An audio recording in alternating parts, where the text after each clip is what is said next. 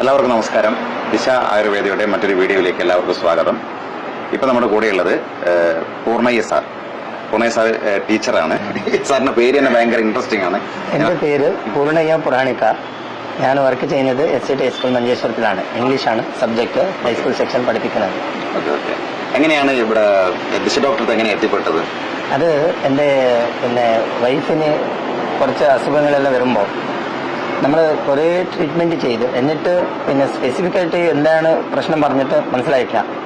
അങ്ങനെയായിട്ട് ഇങ്ങനെ തന്നെ എല്ലാവരോടും ഒന്ന് ചോദിക്കുമ്പോൾ അടുത്തന്നെ സരിത ടീച്ചർ ഞാൻ എപ്പോഴും നമ്മൾ കോൺടാക്റ്റിലുണ്ട്. അപ്പോൾ അവരോട് പറയുമ്പോൾ അവർ പറഞ്ഞു ഇങ്ങനെ ഒരു ദിശ മാഡം പറഞ്ഞിട്ടുണ്ട്, പറ്റുമെങ്കിൽ നിങ്ങൾ പോയിട്ട് അവരെ കോൺടാക്ട് ചെയ്തിട്ട് ഒന്ന് ട്രീറ്റ്മെന്റ് എടുക്കാൻ വേണ്ടിയിട്ട് നോക്കിയാൽ മതി. പക്ഷെ എന്തായാലും കൺസൾട്ടേഷൻ എടുക്കാൻ വേണ്ടിയിട്ട് യാതൊരു ബുദ്ധിമുട്ടില്ല എന്ന് പറഞ്ഞു.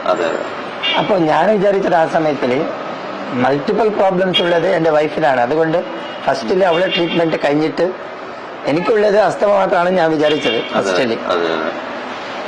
പിന്നെ അതേ സമയത്തിൽ എനിക്ക് കൊറോണ വന്നു, അതിന്റെ എഫക്റ്റ് അവൾക്ക് ഉണ്ടായി. അപ്പോൾ അതിന്റെ ഭാഗമായിട്ടാണ് നമ്മൾ ഫസ്റ്റിൽ അവളെ ട്രീറ്റ്മെന്റിന് വന്നത്. അങ്ങനെയായിട്ട് അവളെ ട്രീറ്റ്മെന്റ് ചെയ്തിട്ട് വരുമ്പോൾ അതിന്റെ ഇംപ്രൂവ്മെന്റ്സ് കണ്ടിട്ട് ഞാനും അത് എൻ്റെ പ്രശ്നത്തിന് വേണ്ടിയിട്ട് നോക്കാൻ വേണ്ടിയിട്ടാണ് തീരുമാനിച്ചത്.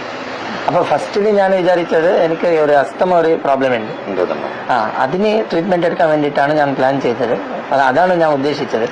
പക്ഷെ അതിൻ്റെ ഇടയ്ക്ക് നോക്കുമ്പോൾ എനിക്കും മൾട്ടിപ്പിൾ ഹെൽത്ത് ഇഷ്യൂസ് ഉണ്ടായി. അത് ഈ ബ്ലഡ് ടെസ്റ്റ് മറ്റേതെല്ലാം ചെയ്യുമ്പോഴാണ് മനസ്സിലായത്. ശരിക്കും ഈ ഇഞ്ചക്ഷൻ എടുത്ത ശേഷം കൊറോണ ഇഞ്ചക്ഷൻ 2 എടുത്ത ശേഷം ആ കാലിലെല്ലാം അലർജി വരാൻ തുടങ്ങി. കാലിൽ കയ്യിൽ ശേഷം അത് ഭയങ്കര ഉപദ്രവിക്കാൻ തുടങ്ങി. അതിന് മുമ്പ് അതുവരെ അലർജി ഇല്ല. അതിന്റെ മുമ്പ് കുറച്ച് വേറെ ടൈപ്പിന്റെ അലർജി ഉണ്ടായി. അത് പാന്റിന്റെ പ്യൂർ കോട്ടൺ ഇപ്പൊ വരുന്നില്ലല്ലോ, അതുകൊണ്ടാണ് ഇംഗ്ലീഷ് ഡോക്ടർ പറഞ്ഞത്. അതെ അത് അതിന്റെ അലർജി ആണെന്ന് പറഞ്ഞത്. പക്ഷെ ശരിക്കും വന്നത് ഈ കൊറോണ ഇഞ്ചക്ഷനിന്റെ ഇതാണ്. അതെ ഡോക്ടർ പറഞ്ഞു. അതെ അവർ മാത്രമല്ല മാഡം അതന്നെ പറഞ്ഞത്. അപ്പൊ ഈ കൊറോണ വന്ന ശേഷം ഫസ്റ്റ് ഞാൻ ഇവിടെ ഈ ട്രീറ്റ്മെന്റിന് വരാൻ ഉദ്ദേശിച്ചത് എന്തിനു പറഞ്ഞാല് കൊറോണ വന്ന ശേഷം ഇംഗ്ലീഷ് മെഡിസിൻ ട്രീറ്റ്മെന്റ് ആയി. പക്ഷേ സ്കൂളിൽ എനിക്ക് ഒരു പീരീഡ് പാഠം എടുക്കാൻ ബുദ്ധിമുട്ടാണ്. ഫസ്റ്റ് പീരീഡ് കഴിഞ്ഞ ശേഷം രണ്ടാമത്തെ പീരീഡ് സംസാരിക്കാനാണില്ല. എനർജി മാത്രമല്ല, സൗണ്ട് ഇല്ല, സംസാരിക്കാനും പറ്റുന്നില്ല. ഇങ്ങനത്തെ വീക്ക്നെസ് കുറേ പ്രശ്നങ്ങളുണ്ടായി. അങ്ങനെ ആകുമ്പോൾ ഞാൻ ഇംഗ്ലീഷ് ഡോക്ടറോട് ഒന്ന് ചോദിച്ചു, സാർ ഇങ്ങനെ ഉണ്ട് എനിക്ക്, അപ്പൊ എന്താണ് ചെയ്യേണ്ടത് പറഞ്ഞിട്ട് അവരോട് ചോദിക്കുമ്പോൾ അവർ പറഞ്ഞു അവർ ഒരു കൊറോണ പേഷ്യന്റ് ആണ്, എനിക്ക് മുമ്പ് എന്റെ ഡോക്ടർ വന്നിട്ടുണ്ട്. അപ്പൊ അവർ പറഞ്ഞു വേറെ ഒരു നിവൃത്തിയില്ല, ഇടയ്ക്കിടയ്ക്ക് എപ്പോഴും ഈ മെഡിസിൻ എടുക്കേണ്ടി വരും. ഈ ത്രോട്ട് ഇൻഫെക്ഷൻ വന്നാൽ ചിലപ്പോൾ 15 ഡേയ്സ് 20 ഡേയ്സിന് എനിക്ക് ഇത് ഇൻഫെക്ഷൻ പോകുന്നില്ല. അങ്ങനെ ആകുമ്പോൾ അവർ പറഞ്ഞത് വേറെ ഒരു ഇതില്ല, അത് ഇങ്ങനെ തന്നെ ടാബ്ലറ്റ് തന്നെ കഴിക്കേണ്ടി വരുമെന്ന് പറഞ്ഞത് അവർ. Life long. ഇപ്പൊ സാർ ഇങ്ങനെ തന്നെ അതേ ഇതിലാണ് സാറും പറഞ്ഞത് എന്നോട്. അങ്ങനെയായിട്ടാണ് വരുമ്പോഴാണ് ഞാൻ വിചാരിച്ചെന്താ പറഞ്ഞത്, അതിനേക്കാൾ നല്ലത് ഇംഗ്ലീഷ് മെഡിസിൻ ഒന്ന് നോക്കുന്നത്, ആയുർവേദിക് മെഡിസിൻ നോക്കുന്നത് നല്ലതെന്ന്. പക്ഷെ മാഡത്തിന്റെ സിസ്റ്റം ഈ തരത്തിലാണെന്ന് എനിക്കറിയില്ലായിരുന്നു. അങ്ങനെ ഈ മൾട്ടിപ്പിൾ ഇഷ്യൂസ് ഉണ്ടായിക്കൊണ്ട് ഇത് ചെയ്യാൻ വേണ്ടിയിട്ട് ഒന്ന് ട്രൈ ചെയ്തത്. പക്ഷെ സരിത മേഡം എന്നോട് കൃത്യമായിട്ട് പറഞ്ഞിന്, സംഭവം എന്താ പറഞ്ഞാൽ ഈ സിസ്റ്റമിലാണ് അത് പോകുന്നത്, അതുകൊണ്ട് പറ്റുമെങ്കിൽ നിങ്ങൾ അത് ഒന്ന് ട്രൈ ചെയ്തിട്ട് നോക്കിക്കോളൂ എന്ന് പറഞ്ഞാണ്.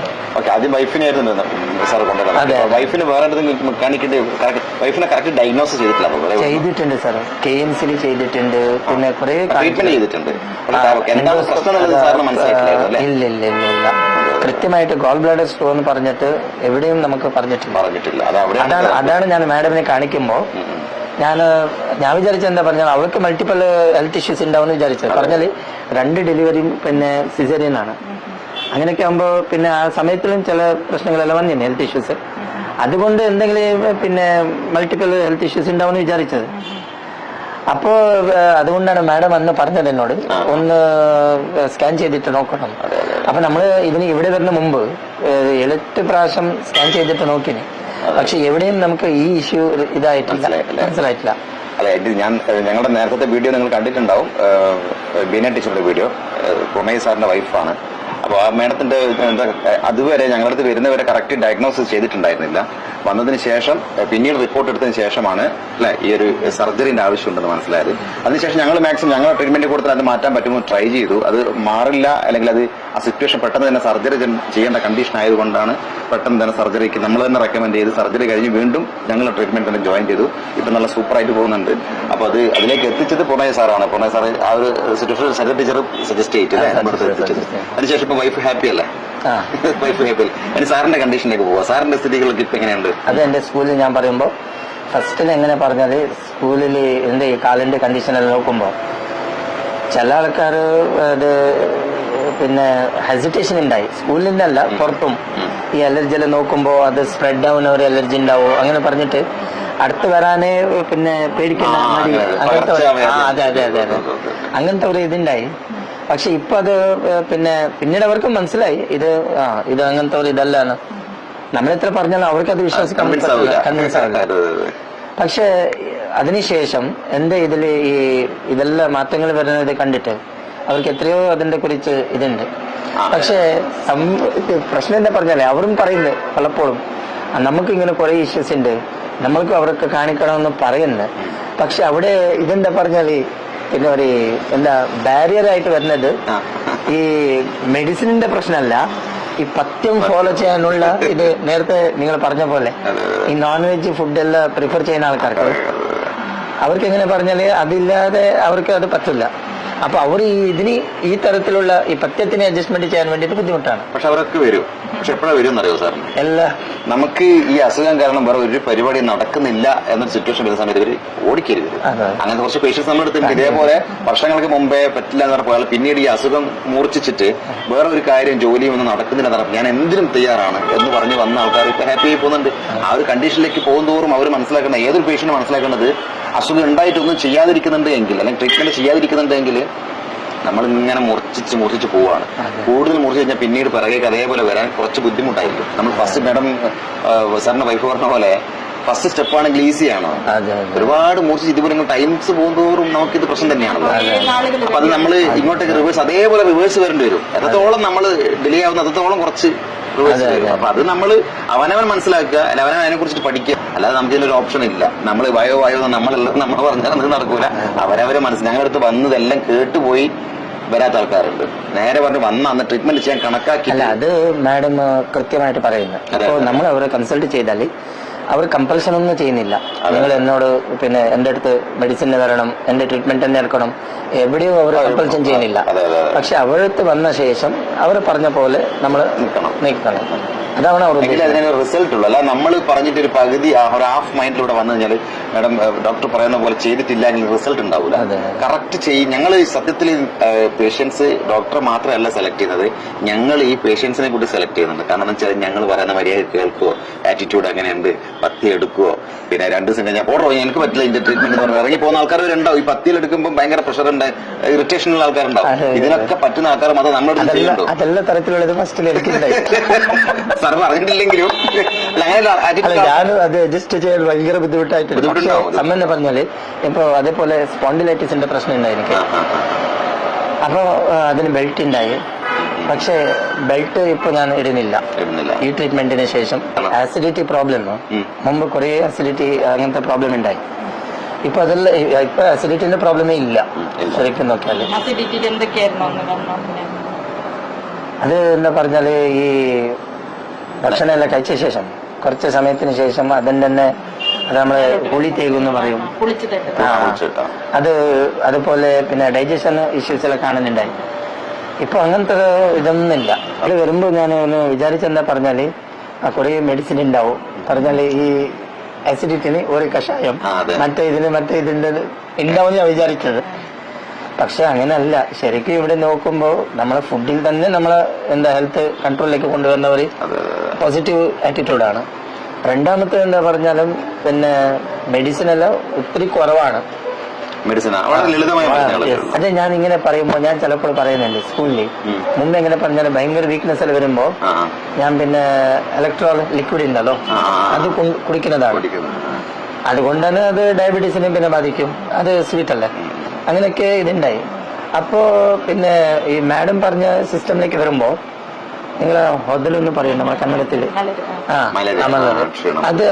അത് ചൂടുവെള്ളത്തിലെടുത്ത് ഇങ്ങനെ കുടിച്ചാൽ മതി എന്ന് പറയുമ്പോ ഞാൻ വിചാരിച്ചു അങ്ങനത്തെ ഒരു എഫക്ട് ഉണ്ടാവുമെന്ന് വിചാരിച്ചു. പക്ഷെ അത് കുടിച്ച ശേഷമാണ് മനസ്സിലായത്. എന്താ പറഞ്ഞാല് ഇതിനേക്കാൾ നല്ല ഇത് എഫക്ട് അതിനുണ്ട്. അതെ അതെ അതെ. അതെന്തിനു പറഞ്ഞാല് എന്തായാലും സത്യത്തിന് അഡ്ജസ്റ്റ് ചെയ്യാൻ ആൾക്കാർ തയ്യാറില്ല. അത് ഇൻക്ലൂഡിങ് മൈസെൽഫ്. അതെ അതെ അതെ. അല്ല, പഥ്യം എന്ന് പറയുന്നത് ശരിക്കും ഇപ്പം സാറെല്ലാം പറയുന്നത് കേൾക്കുമ്പോൾ അവരെ കേൾക്കുന്നവർക്ക് ചിലപ്പോൾ ഭയങ്കര ഇതായിരിക്കും. ഓരോരുത്തർക്ക് ഓരോ മൈൻഡ് സെറ്റ്. അത് അങ്ങനത്തതല്ലോ. പക്ഷേ സംഭവം പഥ്യം എന്ന് പറയുന്നത് ഞാൻ എക്സ്പ്ലെയിൻ ചെയ്യാന്ന് വെച്ചിട്ടാണ്. പഥ്യം എന്ന് പറയുന്നത് ഓരോരുത്തരുടെ കണ്ടീഷൻ നോക്കിയിട്ട് തീരുമാനിക്കുന്ന സംഭവമാണ്. ചില ആളുകൾക്ക് 10 ദിവസമായിരിക്കും, ചില ആൾക്ക് 5 ദിവസമായിരിക്കും, ചിലർക്ക് 2 ആഴ്ച ആയിരിക്കും. അത് കണ്ടീഷൻ നോക്കിയിട്ട് നമുക്ക് എല്ലാ ഭക്ഷണവും കഴിക്കാൻ പറ്റും. സാർ ഇപ്പൊ എല്ലാ ഭക്ഷണവും കഴിക്കുന്നുണ്ടോ? കഴിക്കുന്നുണ്ട്. പക്ഷേ ഇതല്ല, അത് സ്വീറ്റ് എല്ലാം മാക്സിമം കുറവാക്കിയിട്ടുണ്ട്. അത് സാർ കുറക്കുന്നതല്ല. കുറച്ച് സ്വീറ്റ്സിൽ കുറച്ച് അഡിക്ഷൻ കുറച്ച് എത്രയാണ് അത് മാത്രല്ല എനിക്ക് അത് വൈഫിനോട് ചോദിക്കണം. ഈ കുറച്ച് എത്രയാണ്? ചിലപ്പോൾ ചില ആൾക്കാർ കിലോയിൽ എടുത്ത് പറയും ഞാൻ കുറച്ച് തന്നു. അങ്ങനെ ഭക്ഷണം കഴിക്കുന്ന ആൾക്കാരുണ്ട്. അപ്പൊ ഞാനൊക്കെ അത്യാവശ്യം ഫുഡ് ആയിരുന്നു കഴിക്കുന്നത്. ഇപ്പോഴല്ല ഈ പറഞ്ഞ പോലെ കാര്യങ്ങളെല്ലാം മനസ്സിലാക്കി. ഞാനും പിന്നെ ഓയിലി ഫുഡല്ല ഇപ്പൊ കുറച്ച് നല്ലോണം കഴിക്കുന്നുണ്ട്. അത് നിങ്ങൾ മുമ്പിൽ പറഞ്ഞ സമയത്തിൽ മാക്സിമം കുറവാക്കിയിട്ടുണ്ടായി. ഫുഡ് എപ്പോഴും നമുക്കൊരു കൺട്രോൾ ആണ്. ഒന്നും കഴിക്കണം, എല്ലാം കഴിക്കാം, ആവശ്യത്തിന് നമുക്ക് വേണ്ടത്ര കഴിക്കാം. ചില ആൾക്കാർ ഓവറായി പോകും. അതിന്റെ ഒരു ലിമിറ്റ് വിട്ടിട്ട് കഴിയുമ്പോഴാണ് പ്രശ്നം. ഞാനും ഒരാളാണ്. അല്ലല്ല, അതെ സത്യം. അതാ വൈഫ് വന്നവണ്ണം പറഞ്ഞു, ഞാൻ വൈഫിനോട് പറഞ്ഞു വൈഫ് നല്ല ക്യൂട്ട് ആയിട്ടുണ്ട്, ഞാൻ ഒരു 10-15 വയസ്സ് കുറഞ്ഞ പോലെയുണ്ട്. അപ്പൊ സാറിനെ കൊണ്ട് പറഞ്ഞു അവൻ സാറും ഒന്നും മെലിഞ്ഞിട്ടുണ്ട്. അപ്പൊ വൈഫ് പറഞ്ഞു വയറ് മാത്രം കുറഞ്ഞിട്ടില്ല. അതിന്റെ അർത്ഥം അതായിരിക്കും. കാരണം ഫുഡ് കഴിക്കുന്നത് ഡോക്ടർ കാണുന്നില്ലല്ലോ, വൈഫിലെ കാണുന്നത്. പിന്നെ എങ്ങനെ വൈഫ് വയറ് കുറയും? അപ്പൊ അങ്ങനെയുള്ള കാര്യങ്ങളൊക്കെ നമ്മുടെ ശരീരത്തിന്റെ ഒരു അവസ്ഥയായിട്ട് ബന്ധപ്പെട്ട് കിടക്കുന്നതാണെന്നാണ്. അതുപോലെ വെരിക്കോസ് വെയിൻസിന്റേത് പിന്നെ ഇനീഷ്യൽ സ്റ്റേജിലാണ് ഞാൻ ഉണ്ടായത്. ഇപ്പോ ആ വെരിക്കോസ് വെയിൻസിന്റെ പ്രശ്നങ്ങളെല്ലാം മാറിയിട്ടുണ്ട് മാക്സിമം. അതുപോലെ ആർത്രൈറ്റിസ് സിംറ്റംസ് കാണുന്നുണ്ടായി. ഈ കാലിന് വേദന, ഇവിടെ ഒരു മുട്ടുവേദന എല്ലാം ഉണ്ടായി. Joint pain. അതെ അതെ. പക്ഷെ ലക്ഷണങ്ങളൊക്കെ അതിന്റെ ലക്ഷണങ്ങൾ അപ്പൊ അതെല്ലാം ഇപ്പോ ഇതായിട്ട് ആദ്യമായിട്ട് വരുമ്പം അലർജിയുടേതായിരുന്നു മെയിൻ പ്രോബ്ലം ഉണ്ടായിരുന്നത്. അലർജി എന്ന് പറഞ്ഞാല് എന്താ അസ്തമയുടെ അറ്റാക്ക് വന്നു കഴിഞ്ഞാൽ സൗണ്ട് പോവാ, വോയിസ് തീരെ ഉണ്ടാവില്ല. പിന്നെ ചൊറിച്ചലുണ്ടായിരുന്നു, ചെവിയിൽ ചൊറിച്ചല്. അതൊന്നും ഇപ്പൊ ഓർമ്മയില്ലാന്ന് തോന്നുന്നു. അങ്ങനത്തെ ലക്ഷണങ്ങളൊക്കെ എന്താണ് ചെവിയിൽ ചൊറിച്ചല്, പിന്നെ സ്നീസിങ് ഉണ്ടാവുമായിരുന്നു. അങ്ങനെയൊക്കെ ഉണ്ട്. പിന്നെ ഉറക്കം, അസ്തമ അറ്റാക്ക് തുടങ്ങി കഴിഞ്ഞാൽ പിന്നെ രാത്രി തീരെ ഉറക്കമില്ല. പിന്നെ എനർജി അത്രക്ക് ലോ ആയി പോവും. പിന്നെ ഡ്രൗസിനെസ് ഉണ്ടാവും, മസിൽ വീക്ക്നെസ് ഉണ്ടാവും, പിന്നെ ക്രാംസ്, മസിൽ പിടിക്കുക എന്ന് പറയുന്നത് ക്രാംസ് ഉണ്ടാവുമായിരുന്നു. അങ്ങനെയൊക്കെ ഉണ്ടാവുമായിരുന്നു. അതൊക്കെ രാത്രിയിൽ ഉറക്കം തീരെ കിട്ടാത്ത ഒരു അവസ്ഥയായിരുന്നു ഉണ്ടായിരുന്നത്. പിന്നെ കഴുത്ത് വേദന, സർവൈക്കൽ, അതിന് കുറെ ട്രീറ്റ്മെന്റ് എടുത്തിട്ടുണ്ടായിരുന്നല്ലേ? അതിന് കുറെ ഓയിൽ മസാജും പിന്നെ എന്താ മലയാളം അതിന്റെ പ്രൊനൗൺസിയേഷൻ ശരിയായിട്ട് മലയാളം പ്രശ്നം നമ്മളെ വീഡിയോ കാണുന്നവർക്കും അറിയാം. കന്നഡ വേണ്ടി പറയുന്നതാണ്. അപ്പൊ അത് എല്ലാം കുറെ ചെയ്തിട്ട് പിന്നെ നിയർലി ഒരു 15 days എന്ന് തോന്നുന്നു ആ ഓയിൽ മസാജ് എല്ലാം ചെയ്തിട്ട് പഞ്ചകർമ്മ പോലെ ചെയ്തിട്ടുണ്ട്. പിന്നെ അസിഡിറ്റി കാരണം കുറെ ബുദ്ധിമുട്ടുകൾ ഉണ്ടായിരുന്നു. അത് പറഞ്ഞു പുളിച്ചത് കിട്ടലുണ്ട്, വയറ് വീർക്കുക, ഭക്ഷണം കഴിച്ചത് പ്രോപ്പർലി ഡൈജസ്റ്റ് ചെയ്യാതുള്ള അവസ്ഥ, അങ്ങനെയൊക്കെ ഉണ്ടായിരുന്നു. പിന്നെ സ്കിന്നിന് അലർജി എന്ന് പറഞ്ഞാൽ അത് ലൈക്കൻ പ്ലാനസ് എന്ന് പറയുന്ന ഒരു അസുഖമാണ്. ലൈക്കൻ പ്ലാനസ് എന്ന് പറഞ്ഞാൽ അതൊരു ഓട്ടോ ഇമ്മ്യൂൺ കണ്ടീഷനാണ്. ഓട്ടോ ഇമ്മ്യൂണിറ്റി എന്ന് പറഞ്ഞാൽ നമ്മളുടെ ഇമ്മ്യൂൺ സിസ്റ്റം നമ്മളുടെ സ്കിന്നിനെ ബാധിച്ചിട്ടുണ്ടാവുന്ന ഒരു പ്രശ്നമാണ്. അത് കയ്യിലും കാലിലും ഒക്കെ ഉണ്ടായിരുന്നു. കയ്യിലും പിന്നെ കാലിന് മാത്രമാണ്, വേറെ എവിടെയില്ല. വേറെ ഒരു സ്ഥലത്തിലില്ല, മുഖത്തിലില്ല, എവിടെയില്ല. ഇവിടെ നിന്ന് ഇവിടെ വരെ, ഇവിടെ നിന്ന് ഇവിടെ വരെ. അതുപോലെ കാലിലും ഇവിടെ നിന്ന് താലോട്ട് വരെ മാത്രമാണ്. സിവിയർ ആയിട്ട് ഇച്ചിങ്ങും കയ്യിലൊക്കെ ലീഷൻസ് ഉണ്ടായിരുന്നു. അതാണ് പറഞ്ഞത് മറ്റുള്ളവർക്ക് വരുമ്പോൾ ഒരു പ്രശ്നം ഉണ്ടായിരുന്നു പറഞ്ഞത്. അതൊക്കെ ഇപ്പം മാറിയിട്ടുണ്ട്, ക്ലിയർ ആയി. ഓക്കെ. പിന്നെ ബ്ലഡ് ടെസ്റ്റ് ചെയ്തപ്പോൾ നമുക്ക് ഇസ്നോഫീലിയ എന്ന് പറയുന്ന ഒരു അവസ്ഥയായിട്ടുണ്ടായിരുന്നു. ഇസ്നോഫിൽ കൗണ്ട്സ് കുറച്ച് കൂടുതലായിരുന്നു. അതാണ് എന്തെങ്കിലും പൊടിയൊക്കെ അടിക്കുമ്പോൾ തന്നെ ആസ്തമ നല്ല കൂടുതലായിട്ട് വരുന്നത്. അതെ, IgE ലെവൽ 855 ആയിരുന്നു ഉണ്ടായിരുന്നത്. അത് ശരിക്കും 100ൽ താഴെയാണ് നോർമൽ വേണ്ടത്. അപ്പൊ അത് 800 എബോവ് വന്നിട്ടുണ്ടായിരുന്നു. പിന്നെ SGPT SGOT എന്ന് വെച്ചാൽ ലിവറിന്റെ എൻസൈംസിനൊക്കെ കുറച്ച് വേരിയേഷൻ കുറച്ച് കൂടുതൽ തന്നെ ഉണ്ടായിരുന്നു. അതൊക്കെ നോർമൽ ആയിട്ടുണ്ട്, നമ്മൾ പിന്നെ നോക്കിയിട്ടുണ്ട്. പിന്നെ ലിപ്പിഡ് പ്രൊഫൈൽ, കൊളസ്ട്രോളും കൂടുതലുണ്ടായിരുന്നു, അതൊക്കെ നോർമലായി. പിന്നെ ആദ്യം വന്നപ്പം ഇലക്ട്രോലൈറ്റ്സ് ഒക്കെ ഇംബാലൻസ് ആയിരുന്നു, സോഡിയം ലെവൽ താണിട്ടുണ്ടായിരുന്നു, പൊട്ടാസ്യം ലെവൽ കൂടുതലായിരുന്നു, അങ്ങനെ കുറെ പ്രശ്നങ്ങൾ. ഈ പൊട്ടാസ്യം ലെവൽ കൂടുമ്പോഴാണ് ഈ മസിൽ ക്രാംസ് അങ്ങനെയൊക്കെ വരുന്നത്. പിന്നെ സോഡിയം ലെവൽ താഴുമ്പോഴാണ് നമുക്ക് എന്താ വീക്ക്നെസ് വരിക, കുറച്ച് സമയം ക്ലാസ് എടുക്കുമ്പോൾ പിന്നെ ഒന്നും ചെയ്യാൻ പറ്റാത്ത അവസ്ഥ, അങ്ങനെയൊക്കെ വരുന്നത്. അതിന്റെയൊക്കെ ഡീപ്പായിട്ടുള്ള ടെസ്റ്റുകളൊക്കെ ചെയ്തിട്ടുണ്ട്, നമ്മൾ ഹോർമോൺ ടെസ്റ്റുകൾ കാര്യങ്ങളൊക്കെ ചെയ്തിട്ടുണ്ട്. എന്തെങ്കിലുമൊക്കെ അസുഖത്തിന്റെ ഭാഗമായിട്ടാണോ ഇങ്ങനെ വരുന്നത് എന്നുള്ളതിന്റെ, പക്ഷെ അതൊന്നും ഒരു പ്രശ്നവും ഇല്ലായിരുന്നു. അതൊക്കെ മനസ്സിലാക്കിയിട്ടാണ് നമ്മൾ ട്രീറ്റ്മെന്റ് തുടങ്ങിയത് തന്നെ.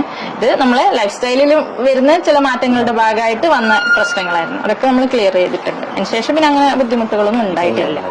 സാർ ഇവിടെ വരുന്നതിന് മുമ്പേ, ഡോക്ടറെ കാണുന്നതിന് മുമ്പേ വേറെ എന്തൊക്കെ ട്രീറ്റ്മെന്റ് എടുത്തിട്ടുണ്ടായിരുന്നു? ഞാൻ ഫസ്റ്റ് ലോക്കൽ ഇംഗ്ലീഷ് മെഡിസിൻ തന്നെ എടുക്കുന്നുണ്ടായി. അതിനുശേഷം ഞാൻ പിന്നെ ഒരു മാസ്റ്റർ പറഞ്ഞിട്ട് മാംഗ്ലൂരിൽ ഫാദർ മുലസിൽ ഹോമിയോപ്പത്തി മെഡിസിൻ ചെയ്തു. നിയർലി 3.5 years ഞാൻ അതിന്റെ മെഡിസിൻ എടുത്തിട്ടുണ്ട്. ഈ അസ്തമക്ക് വേണ്ടിയിട്ടാണ്. 3.5 വർഷം 3.5 years. അപ്പോൾ റിസൾട്ട് ഉണ്ടായിരുന്നു? അല്ല, റിസൾട്ട് ഉണ്ട്. പക്ഷെ സമയം എന്താ പറഞ്ഞാൽ, എപ്പോഴാണ് ആ മെഡിസിൻ എടുക്കുന്നത് അപ്പോഴാണ് ഇതെല്ലാം കൺട്രോളിൽ ഉണ്ടാവും. അത് മെഡിസിൻ എടുത്തിട്ടില്ലെങ്കിൽ ഇത് തുടങ്ങും. അങ്ങനെയാണ്. മെഡിസിൻ എപ്പോഴും കഴിച്ചുകൊണ്ടിരിക്കും. അതെ അതെ അതെ, അതാണ് അവിടെ സംഭവിക്കുന്നത്. അതെ, അതിനുശേഷം എന്താക്കി പറഞ്ഞാൽ അത് പിന്നീട് അത് കൺട്രോളിലേക്ക് വന്നിട്ടില്ല. അപ്പോഴാണ് ഡോക്ടർ വിഷ്ണു ശർമ്മ ഞാൻ കണ്ടത്. അപ്പൊ അവര് എനിക്ക് ഫോർമോഫ്ലൂ 250 പറഞ്ഞവർ ഇത് ഇൻഹേലർ കൊടുത്തതാണ്. അപ്പൊ അവർ പറഞ്ഞത് ദിവസത്തിൽ 2 പ്രാവശ്യം ഇത് ഇൻഹേൽ ചെയ്യണം. പക്ഷെ അത് എന്തായാലും ഇപ്പോഴത്തെ പോലല്ല, അപ്പോഴത്തെ സിറ്റുവേഷൻ. അതുകൊണ്ടാണ് ഞാൻ പിന്നെ എന്തായാലും ഈ ആയുർവേദിക് മെഡിസിനിലേക്ക് വന്നത്. എനിക്ക് പറയാനുള്ള വേറൊന്നുമല്ല, നമ്മൾ ഒരുപാട് പേഷ്യൻസിനോട് നമ്മൾ റിവ്യൂസ് ചോദിക്കും. അപ്പോൾ പല ആളുകൾക്കും ക്യാമറയ്ക്ക് മുമ്പിൽ ഒന്ന് സംസാരിക്കാനുള്ള ഒരുപാട് മടി, അല്ലെങ്കിൽ സോഷ്യൽ മീഡിയയിൽ ഇങ്ങനെ വീഡിയോസ് വരുന്നതുകൊണ്ടുള്ള ബുദ്ധിമുട്ട്, അല്ലെങ്കിൽ ഞാൻ ഇതുപോലത്തെ രോഗിയാണെന്ന് മറ്റുള്ള അറിയുന്നത് കൊണ്ടുള്ള പ്രോബ്ലംസ് എല്ലാം ഒരുപാട്. പക്ഷേ സംബന്ധം പറഞ്ഞാലേ അങ്ങനെ ഒരു മനുഷ്യന്മാരെ രോഗം വരാതെ പിന്നെ ആളുകൾ, ഇപ്പൊ നമുക്ക് ഒരുപാട് പേഷ്യൻസ് ഉണ്ടെങ്കിൽ ആ പേഷ്യൻസ് ഒക്കെ ഇതിന് തയ്യാറല്ല. കുറെ ആളുകൾ വളരെ റയറായിട്ടുള്ള ആൾക്കാരാണ്. അല്ല, ഇത് ഷെയർ ചെയ്യുന്നത് എന്തിനു പറഞ്ഞാല് ശരിക്കും ഈ തരത്തിലുള്ള ഇത് ട്രീറ്റ്മെന്റ് ആയുർവേദിക്കൽ ഉണ്ട് എന്ന് പറഞ്ഞിട്ട് ഞാനും അറിയുന്നത് ഇത് ഫസ്റ്റാണ് സർ. എന്തിനു പറഞ്ഞാല് ശരിക്കും നമ്മൾ ആയുർവേദിക് ട്രീറ്റ്മെന്റ് പറഞ്ഞിട്ട് വിചാരിക്കുന്നത് ഈ പഞ്ചകർമ്മ ചികിത്സ ഉണ്ടാവും, പിന്നെ എല്ലാ തരത്തിലുള്ള മെഡിസിൻ കുടിക്കുന്നത് ഉണ്ടാവും, അത് അങ്ങനെയൊക്കെ കുറെ ഇതുണ്ടെന്ന്. പക്ഷേ ഇത് ഫുഡ് സിസ്റ്റമിൽ തന്നെ മിക്കവാറും അസുഖങ്ങൾക്ക് കൺട്രോളിലേക്ക് കൊണ്ടുവരാൻ സാധ്യതയുണ്ട് പറഞ്ഞ ഒരു ഐഡിയ നിങ്ങൾ ഈ സിസ്റ്റമിൽ തന്നെ മനസ്സിലാവുന്നത്. ഈ തരത്തിലുള്ള ട്രീറ്റ്മെന്റ് ഇന്ത്യ ആയുർവേദിക്കിൽ പറഞ്ഞിട്ട് അറിയുന്നില്ല. അപ്പൊ ഞാനിത് ഈ ഇതിലേക്ക് നിങ്ങളെ ഇന്റർവ്യൂലേക്ക് വന്ന ഇതെന്താ പറഞ്ഞാല്, ഈ തരത്തിൽ അത് പറ്റുമെങ്കിൽ ശരിക്കും നമ്മൾ ഇത് തന്നെ അഡോപ്റ്റ് ചെയ്യുന്നത് നല്ലതെന്ന് പറഞ്ഞവര് മെസ്സേജ് കൊടുക്കാൻ വേണ്ടിയിട്ടാണ് ഞാൻ വന്നത്. അല്ല, അത് സാറ് പറഞ്ഞതുപോലെ ആയുർവേദം എന്ന് വെച്ചാല് കഷായവും മസാജ് ചെയ്യലും ഭയങ്കര പഞ്ചകർമ്മകൾ മാത്രം കോൺസെൻട്രേറ്റ് ചെയ്തിട്ടുള്ള സംഭവമാണെന്ന് ആൾക്കാർ വിചാരിക്കും. കഷായം കുടിച്ച് മടുത്ത് എനിക്ക് വയ്യ ആയുർവേദം.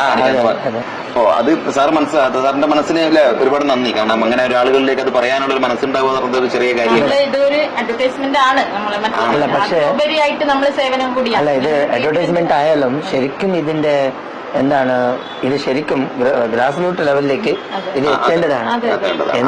എന്താണ് ഇതിന്റെ ലക്ഷ്യം എന്താണ് പറഞ്ഞിട്ടുള്ള അത് ആ ലെവലിലേക്ക് എത്തണമല്ലോ. അതെ, അതിനും കൂടി വേണ്ടിയാണ് നമ്മളിപ്പോ ഇത്ര ട്രീറ്റ്മെന്റ് നമ്മൾ ശരിക്കും കുറെ വർഷങ്ങളായിട്ട് ചെയ്യുന്നുണ്ടെങ്കിലും വീഡിയോസ് എടുക്കാൻ ഇപ്പൊ അടുത്താണ്, ഡിസംബറിലാണ് നമ്മൾ സ്റ്റാർട്ട് ചെയ്തത്. കാരണം വെച്ചാൽ കുറെ പേഷ്യൻസ് പറഞ്ഞു. അല്ല, ശരിക്കും ഞാൻ എല്ലാവരോടും കാണുന്നവരോടും അല്ല മറ്റവരോടും ഞാൻ പറയുന്നത്, മിക്കവാറും ആൾക്കാരോടും ഞാൻ പറയുന്നുണ്ട്, സമയം എന്താ പറഞ്ഞാൽ നമ്മളിപ്പോ ഇംഗ്ലീഷ് മെഡിസിനിൽ പോയാൽ തലവേദന പറഞ്ഞിട്ട് ഒരു മാത്രം എടുക്കും, പിന്നെ കൈക്ക് വേദന മറ്റേതെല്ലാം വേദന എന്ന് പറഞ്ഞാൽ അതിന് അങ്ങനെയല്ല. ഇത് എന്തുകൊണ്ടാണ് ഇപ്പൊ ശരിക്കും എനിക്കും പിന്നെ തലവേദന ഉണ്ടായി.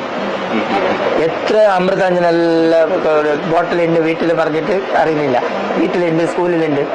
സ്കൂളിൽ അത് അമൃതാഞ്ജനെല്ലാം എഴുതുന്നത് ശരിയല്ല എന്ന് കെമിസ്ട്രി ടീച്ചർ പാഠം എടുക്കുമ്പോൾ കുട്ടികൾ അവിടെ പറയുന്നുണ്ട്, കുരുടെ മാഷ് എപ്പോ നോക്കിയാലും അത് എടുത്തേക്കുന്നുണ്ട്. അങ്ങനെ ഒരു സ്ഥിതി ഉണ്ടായി. പക്ഷെ ഇന്ന് ഞാനിപ്പോ ഈ 2-3 കൊല്ലമായി ഇപ്പൊ ഇവിടെ വന്നിട്ട് ഒരു പ്രാവശ്യം ഞാൻ അമൃതാഞ്ജന ഇട്ടിട്ടില്ല, വിക്സ് തൊട്ടിട്ടില്ല, വന്നിട്ടില്ല. സാറിന് ശരിക്കും നമ്മൾ ഏകദേശം ട്രീറ്റ്മെന്റ് എല്ലാം ഫിനിഷ് ചെയ്തതിന് ശേഷമാണ് ഒന്ന് സ്കൂട്ടി അന്ന് അതുവരെ ഒരു പ്രശ്നം ഇല്ലാണ്ട് പോകുന്നതായിരുന്നു. അപ്പൊ ഒന്ന് സ്കൂട്ടി ആക്സിഡന്റ് ആയിട്ട് പിന്നെ കുറച്ച് നാൾ എന്ത് ചെയ്തു, പെയിൻ കില്ലേഴ്സ് ആന്റിബയോട്ടിക് ഒക്കെ എടുക്കേണ്ടി വന്നു. അതെടുത്ത് ആ സമയത്തിലാണ് എനിക്ക് അതിന്റെ കറക്റ്റ് ഡിഫറൻസ് മനസ്സിലായത്. അത് എന്താ പറഞ്ഞാൽ ഈ മെഡിസിൻ എടുത്തിട്ട് ഇംഗ്ലീഷ് മെഡിസിൻ ആന്റിബയോട്ടിക്കൽ എടുത്തിട്ട് അതിനുശേഷം വേറെ തരത്തിലുള്ള ഇതെല്ലാം വരാൻ തുടങ്ങി. അത് സഹിക്കാൻ പറ്റുന്നില്ല ആ മെഡിസിനിന്റെ പവർ. അതായത് നമ്മൾ ട്രീറ്റ്മെന്റ് ചെയ്ത് ഫിനിഷ് എല്ലാം ഫിനിഷ് ആയതായിരുന്നു. പിന്നെ വണ്ടി കൊണ്ടുപോയി ഒരു കുട്ടിയിലെ അല്ലല്ല അത് പിന്നെ സ്കിഡായിട്ട് വീണതാണ്. അതെ അതെ അതെ എന്തായാലും വീണു. അപ്പൊ വീണിട്ടുണ്ടായി. പക്ഷേ ഒന്നും ഇതായിട്ടില്ല. കാലിന് മാത്രം ഇവിടെ കുറച്ച് ഇതായത്. അത്രയൊന്നും വേറെ ഒന്നില്ല. എന്നിട്ടും അതിന്റെ പെയിൻ അത്ര ഉണ്ടായി. അത് എന്ത് സംഭവം എനിക്ക് മനസ്സിലായില്ല. കൂടുതൽ പെയിൻ എന്നിട്ട് പിന്നെ ആന്റിബയോട്ടിക് പെയിൻ കില്ലർ ഫ്രാക്ചറില്ല, മറ്റു എവിടെയും ഒന്നും പുറത്ത് കാണാനില്ല. പക്ഷെ ഉള്ളിൽ ഇഞ്ചുറി ഉണ്ടായിട്ടുണ്ടായിരുന്നു. അതുകൊണ്ടാണ് അങ്ങനെ വേദന വന്നത്. പക്ഷെ അതൊരു അങ്ങനെ ഒരു ബാഡ് ലക്ക് എന്ന് പറയാം. അതിന് ശേഷമാണ് പിന്നെ ഈ അസ്തമയൊക്കെ പിന്നെയും കുറച്ച് നാൾ വന്നത്. അത്ര വരെ ഒരു പ്രശ്നമില്ലാണ്ട് പോകുന്നതായിരുന്നു. പിന്നെ ഈ മെഡിസിൻ കഴിച്ചപ്പോൾ ബോഡി പിന്നെയും ചേഞ്ച് ആയിട്ട് പിന്നെയും നമ്മൾ കുറെ നാള് പിന്നെ ട്രീറ്റ്മെന്റ് ചെയ്യേണ്ടി വന്നു. ഇതിന്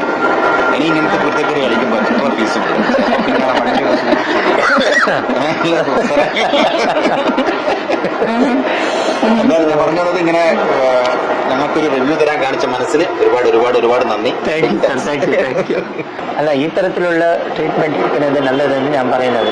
ഞാനിപ്പോ എന്റെ വൈഫിനെ കുറിച്ച് ഞാൻ പറഞ്ഞു. ഇപ്പോഴും ഞാൻ പറയുന്നത് അത് തന്നെയാണ്. കുറേ നമ്മൾ ഇംഗ്ലീഷ് ഡോക്ടറെ കാണിച്ചിട്ടും പിന്നെ KMCയിലും കാണിച്ചിട്ടും നമുക്കവിടെ ഡിറ്റക്ട് ചെയ്യാൻ പറ്റത്തില്ല. ഏതാണ് ഇത് ഇഷ്യൂ എന്താണെന്ന് പറഞ്ഞിട്ട് അറിയാൻ പറ്റത്തില്ല. അതുകൊണ്ടാണ് ദിശ മാഡം എന്നോട് പറയുമ്പോൾ സ്കാൻ എടുക്കണമെന്ന് പറയുമ്പോൾ ഞാൻ അന്ന് ഭയങ്കര ദേഷ്യത്തിൽ മാഡമോട് പറഞ്ഞത്.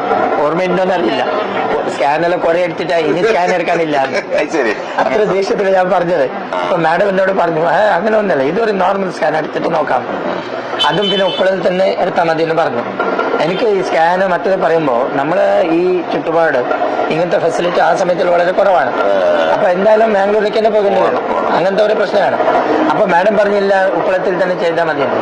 അങ്ങനെ ചെയ്തിട്ട് നോക്കുമ്പോഴാണ് മനസ്സിലായത്. അതുകൊണ്ട് എനിക്ക് പറയാനുള്ളത് ഇതെന്താ പറഞ്ഞാല് ഈ മെത്തഡിലേക്ക് വരാനും ബുദ്ധിമുട്ടുണ്ട്. പക്ഷെ ഈ മെത്തഡ് ഫോളോ ചെയ്താൽ നമുക്ക് മിക്കവാറും ഇതിൽ നിന്ന് ഇംഗ്ലീഷ് മെഡിസിനിൽ നമുക്ക് പിന്നെ അവോയ്ഡ് ചെയ്യാൻ പറ്റും.